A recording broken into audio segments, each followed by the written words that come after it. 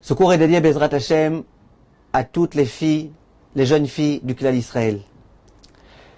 Chers amis, vous avez entendu l'histoire qui s'est produite il y a 2 semaines de la fameuse Nahum Sapir, une fille juive qui est tombée amoureuse d'un arabe et qui finalement s'est faite tuer par cet arabe-là. C'est une histoire qui s'est produite il y a 2 semaines, on a retrouvé son corps il y a 2 semaines. C'est déjà arrivé tellement de fois ces dernières années, il y a tellement de noms qu'on pourrait dire de jeunes filles dont ça a été exactement le même cas. Il y a un concept, en Israël c'est très fréquent, en France on entend de plus en plus de cas.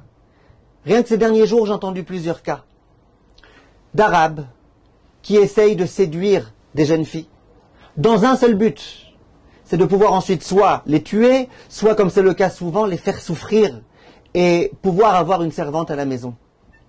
Ces Arabes-là, et ça on le sait très très bien, et on a entendu tellement de témoignages de jeunes filles qui sont tombées dans cette chose-là. Dans un premier temps, ils viennent séduire des filles, très souvent ils s'en prennent à des filles qui sont psychologiquement assez fragiles. Et ils commencent à les remplir, à les couvrir de compliments et de combien elles sont belles, de combien elles sont gentilles. Et ils leur offrent des cadeaux et des cadeaux, ils leur promettent toute la richesse du monde. Ils les prennent dans leur voiture décapotable et puis ils sont tellement gentils. Ils savent bien parler, ils ont des mots très très affectueux. C'est les numéros 1 de la drague. Et ça c'est dans un premier temps. Très souvent, ça arrive, et ça aussi j'ai entendu de nombreux témoignages, ils se font passer même pour des juifs. Donc ils racontent que leur mère elle était juive, ou ils racontent qu'ils sont en cours de conversion. Avant de boire, avant de manger, ils font la bracha. Et véritablement, on a l'impression que c'est des anges, entre guillemets. Voilà comment la jeune fille, elle se laisse draguer par ce jeune homme-là. Il y a des dizaines de cas comme ça par semaine en Israël. Il y en a beaucoup aussi en France. Et là, la jeune fille, qu'est-ce qu'elle fait? Eh bien, elle tombe dans le piège.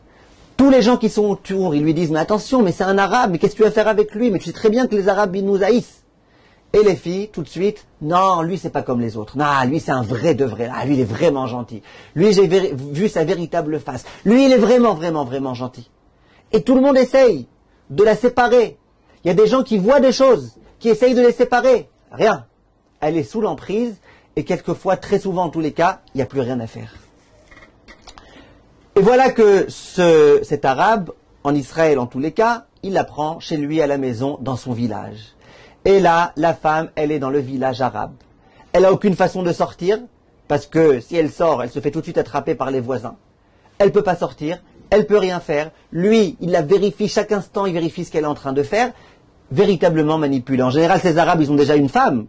Elle, c'est pas leur femme, elle, c'est une servante. Et elles témoignent, ces femmes-là, une fois qu'elles ont réussi à sortir de ce gouffre.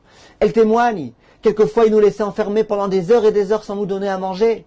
On était roués de coups quand on ne faisait pas exactement ce qu'ils voulaient. On était violés par tous les gens de la famille. Tous ceux qui voulaient abuser de nous pouvaient. Et c'était insupportable, infernal. Tout l'amour du départ, walou, zéro.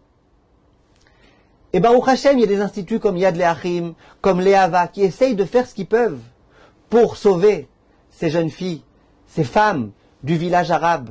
Et il y a des témoignages de tellement de femmes qui disent « Ils nous ont sauvé la vie ». C'était un enfer d'être là-bas. On ne pouvait rien faire, on se faisait rouer de coups, on ne pouvait même pas parler. Et quand finalement ces femmes-là, ces jeunes filles, elles réussissent à sortir de cette situation-là, et bien enfin elles redécouvrent la vie. Chers amis, ça arrive tous les jours des cas comme ça en Israël. Et notre but, Bezrat Hashem, c'est d'être dans la prévention. Mesdemoiselles, chers parents, parlez de ça à vos filles. Attention, attention.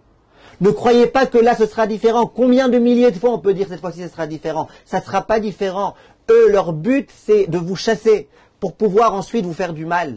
Ils sont là pour vous pécher et ensuite pour vous faire du mal. Ça il faut diffuser à des milliers et des milliers de francophones cette vidéo. En France c'est pareil, en France il n'y a pas forcément des villages arabes, mais la même chose avec tout type de sorcellerie ensuite. Ils réussissent à manipuler cette jeune fille. Tout le monde dit mais arrête avec lui. Non, rien à faire. Elles sont manipulées et puis elles peuvent très souvent plus rien faire. Nous en tant que parents, il faut d'abord avertir nos filles. Et en tant que parents, il faut aussi faire très attention. Donner le plus d'amour à nos enfants. Quand ils ont des problèmes psychologiques, essayez, Bezrat Hashem, de les envoyer chez des psychologues. Faire en sorte qu'ils soient forts, nos enfants. Qu'ils soient fiers d'être ceux qu'ils sont. Et les écarter au maximum de ça, c'est un danger extrêmement grand. Diffusez cette vidéo. Be'atzlacha, mes chers amis.